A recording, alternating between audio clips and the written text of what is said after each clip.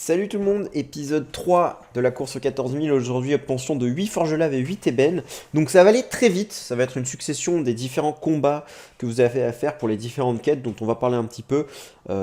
Si vous voulez vraiment un résumé détaillé de l'obtention du forge lave et de l'obtention de l'ébène, je vous invite à retrouver ma chaîne secondaire, puisqu'il y a eu une série sur l'obtention du forge lave et une sur l'obtention de l'ébène qui ont été faites, en 17 épisodes pour le forge lave et 10 pour l'ébène. Donc voilà, donc ça c'est l'un des pires combats du jeu entier. Héros de plante contre pas mort, vous allez en chier clairement. Ça va se jouer sur l'IA, des mobs, ça va se jouer sur le placement de départ. Enfin vraiment c'est un combat très chiant. Vraiment voilà, pour moi c'est l'un des pires combats que j'ai eu à faire avec les glutes depuis que j'ai commencé Dofus vraiment. Voilà, à une époque, il y avait le combat à vague de Xelorium qui était super dur parce que en fait la Malamib mettait le sacrifice sur tous les mobs, sauf que maintenant c'est plus le cas. La Malamib ne met le sacrifice que sur un seul mob, du coup le combat est vraiment facile. Bref, donc ce combat là, pour certains persos, c'est 5-10 tentats, enfin le faire en x8 en plus, c'est une horreur absolue. Il y a certaines classes où c'est passé plus facilement que d'autres, mais globalement, j'en ai vraiment chié. Voilà, après, les classes qui vous aideront le plus, c'est les classes soutien, qui vont pouvoir protéger un minimum, ou les classes qui vont pouvoir faire de gros dégâts également sur les mobs. Enfin voilà, les classes de placement aussi peuvent être intéressantes. Après, basiquement, vous aurez des classes qui vont vous servir à rien. Mais voilà, ce combat est très chiant et sera, je pense, la pire étape pour vous si vous vous lancez sur ce Dofus-là. Voilà, je l'ai fait en x8, ça m'avait pris 2 jours, je crois. Un jour, enfin, non, je crois que j'avais vraiment full tryhard sur toute une journée pour le faire. Genre, on commençait à 15 heures, j'avais fini à 3 heures, bon, avec quelques potes, mais c'était horrible. Donc, un autre combat que vous aurez à faire, c'est celui contre Toxin. Alors, celui-là est beaucoup plus simple. Vous êtes accompagné de la reine des voleurs. Encore une fois, c'est un petit peu basé sur la chance, dans le sens où en fait Toxin, enfin la reine des voleurs tape plus fort en coup critique et évidemment, bah, vous vous en doutez, elle ne va pas faire des coups critiques à chaque fois. Donc si vous avez une classe qui permet de booster les coups critiques, ce sera mieux. Par exemple, Hypermage ou Kra. Et très vite, votre reine des voleurs va taper très fort. Et voilà, essayez de la soutenir. Si vous avez des sorts de soins qui se font en pourcentage de vie, ce sera également plus simple pour vous, parce que vous allez pouvoir lâcher des gros soins sur la reine. Basiquement, en Eni, j'ai eu aucun problème. En Enu non plus. Hein, tu la recon quasiment tout le temps.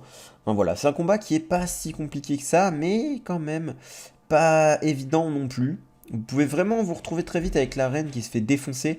Si elle fait pas de coup critique sur Toxin, ça devient vite compliqué. Là où par exemple, vous voyez, elle a mis un petit coup critique à 4000, donc j'étais vraiment bien. Là, je crois qu'elle va pas crit. Quoi que si, peut-être. Si, je pense qu'elle va crit.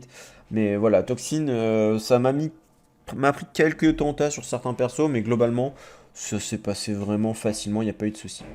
Ensuite, on passe directement. Alors, je vous ai épargné le combat contre le monolithe, mais vous pourrez le retrouver avec différentes classes sur ma chaîne secondaire si ça vous intéresse. Donc là, c'est le combat contre Bethel. Je passe les détails du combat. J'ai pas forcément fait de succès parce que j'ai oublié en fait. À la base, je voulais faire mystique, mais j'ai complètement oublié que je devais faire un succès. Donc voilà un Bethel, le principe est simple, vous tuez tous les mobs une première fois en leur mettant Necronix, ensuite vous devez détruire le monolithe qui accompagne Bethel, ce qui permettra d'invoquer un Dagon qui de base était contre vous et qui maintenant sera avec vous et qui va taper sur Bethel. C'est la seule entité capable de taper Bethel, du coup la technique c'est tout simplement de booster votre Dagon à fond, vraiment à fond, pour qu'il tape sur Bethel. Voilà, à un moment, moi, je l'ai tellement boosté qu'il avait lâché un coup à 3000 et quelques sur Bethel, ça faisait clairement plaisir. Attention, cela dit, à faire en sorte que votre Dagon soit au corps à corps de Bethel et surtout qu'il y reste, ou en tout cas qu'il n'ait la possibilité de taper que Bethel. Sinon, son IA est débile et il peut très bien les taper en mode invulnérable. Ce qui est complètement abusé, hein. Donc voilà. Derrière Solar, alors Solar, j'ai un peu de la merde, j'ai perdu tout mon milieu. Donc voilà, j'ai fait aucun succès non plus, je crois. J'ai fait aucun succès, mais voilà, je vous ai mis vraiment que la fin. Puis je dialogue avec le dieu Stram, et derrière, c'est tout simplement l'obtention des 8 Dofus Forge Lave. Alors vous verrez, c'est un gros condensé. Hein. Le Forge Lave est très long à faire, vous avez beaucoup de quêtes. Pour ma part, je l'ai fait en 17 épisodes, mais il y a plus de quêtes que ça. Avec des quêtes vraiment chiantes. Par exemple, je vous ai passé le combat contre le mob avec 50 000 HP qui gagne des HP tout le temps et qui partage les dommages avec ses alliés qui combat un peu chiant. Et bon, j'ai fini par l'avoir, le 8 Dofus Forge Lave, que je n'ai toujours pas validé du coup. Le Forge Lave est l'un des Dofus que je garde de côté, que je validerai lors de l'ouverture des 14 000 points de succès. Donc dites-vous qu'à l'issue de tout ça, j'étais à peu près à, on va dire, ouais, 10 000 points de succès je pense, environ. Voilà, après vraiment avoir mis l'ébène et tout ça sur tout le monde, j'avais 10 000 points de succès environ. Derrière, je m'étais un petit peu attelé à des succès que je ne voulais pas forcément vous montrer, notamment les succès 100% 1 à 50 et 51 à 100 en termes de donjons. C'est ça qui m'a farmé pas mal de succès, enfin vous verrez.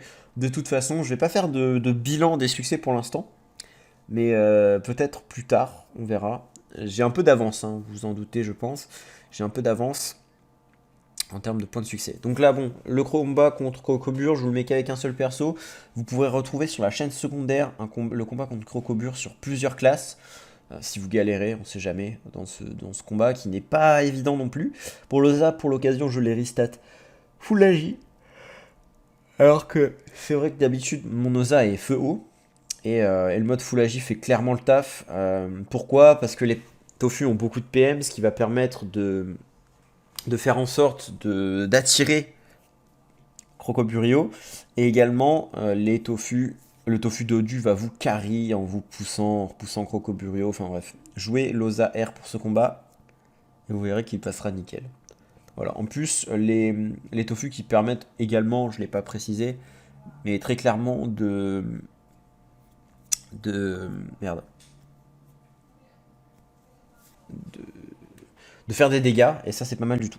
Ensuite, nouveau combat contre Crocobure. Cette fois-ci, j'ai opté pour la plupart des persos pour un stuff full feu, avec les d'Agricole pour le régène notamment, avec un bouclier, comment il s'appelle, droiture de phalanster, qui vous permettra de réduire un peu les dégâts, un coculte, voilà, donc c'est un mode en gros feu, avec pas mal de res, enfin... Les restes sont pas énormes, hein. C'est voile d'encre. Enfin, les restes de base sont pas mal dans le sens où vous avez un voile d'encre, vous avez l'aide agricole, ça donne beaucoup de res, mais surtout vous avez le phalanster, mais derrière il vous faut également des coups critiques, et le but c'est tout simplement de le tanker, et derrière avec le régène d'agricole, tout en faisant de gros dégâts, bah, ça passe. En Hypermage, je l'ai passé du premier coup. L'Hypermage est vraiment super fort dans ce combat, avec tribu et contribution, vous donnez des points de bouclier régulièrement, vous faites du régène entre les dagues et le trait ardent, vous pouvez vous débuff, un peu l'héros de temps en temps, enfin vraiment le combat en Hypermage, bah, c'était le first try, hein, sur le Hypermage feu que j'ai pris pour l'occasion. N'oubliez pas d'invoquer votre gardien des fois, parce que bah, la Crocobure va aller le taper, ce qui va vous permettre tout simplement de tanker un peu plus de dégâts. Et il n'y aura pas de souci là-dessus. Alors vous aurez remarqué que j'ai skip une bonne partie des quêtes ébène, j'ai juste gardé les combats les plus importants et les plus compliqués. Derrière les Groutes marécageux, alors les Gloutes, j'ai décidé de vous laisser que la fin du combat Zobal, juste pour que vous voyez le nombre de tours. Le combat en Zobal était horrible, vraiment, 148 tours, j'ai cru devenir fou. Ensuite, bah, vous arrivez tout simplement au combat final contre Grugalo-Razalar. Le but c'est de faire avancer Crocoburio. Grugalo-Razalar avance également. Donc Grugalo-Razalar avance comment? Ben, lorsque vous voyez le petit glyphe qui apparaît en chaque début de tour, il faut imaginer ce glyphe autour de vous. Donc là par exemple, le glyphe noir va toucher les cases à une case de moi, etc. Du coup, le but, c'est tout simplement de faire en sorte que les cases blanches touchent les totems, ce qui va également vous donner un cooldown pour vos sorts. Donc, par exemple, si vous touchez une case avec le glyphe blanc, une case rouge, vous aurez un cooldown de relance pour le sort rouge. Et il ne faut pas que les cases noires touchent les totems, sinon c'est Grugalo-Razalar qui avance. Donc le but étant, bien sûr, de faire avancer Crocoburio. Et voilà, obtention du coup de 8 ébènes, donc pareil, hein, ça aurait été une étape assez compliquée, assez longue surtout, notamment parce que je faisais les quêtes 100% à côté, notamment j'ai fait les quêtes 100% Srambad, les quêtes 100% Cthulhu, etc. selon les donjons que je faisais. Sur ce, je vous laisse, j'espère que cet épisode 3 vous aura plu, et on se retrouve très très bientôt pour la suite, où on parlera peut-être du Dofus nébuleux, je ne sais pas encore, j'ai pas encore prévu le 4e épisode, mais vous verrez bien, écoutez, ciao les gars, et à bientôt.